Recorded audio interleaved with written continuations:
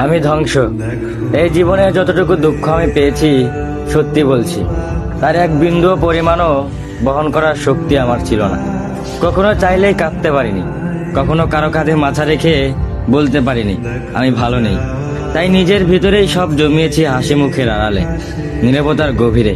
মানুষ ভাবে আমি শক্ত, আমি নির্লিপ্ত, আমি সব পারি, অথচ কেউ জানে না ভেতরে ভেতরে আমি কতবার ভেবেছি। একা রাতে বালিশ ভিজিয়েছি, চোখের জল দিয়ে গোপনে যুদ্ধ চালিয়ে গেছি। আমি নিজেকে এতবার জোড়া লাগিয়েছি যে এখন নিজের আসল রূপটাই ভুলে গেছি। কখনো ভাবিনি হয়তো এই দুঃখগুলো সামলে নিতে পারবো, হয়তো সময় ঠিক করে দিবে সবকিছু। কিন্তু বাস্তবতা হলো আমি আয়ত্তের বাইরে দুঃখ ধারণ করতে করতে এখন নিজেই ধ্বংস হয়ে গেছি। এখন মনে হয় আমি নেই, আমি কেবল এক ভাঙা মানুষ, যার ভিতরে অনেক কথা জমে আছে কিন্তু শোনার কেউ নেই।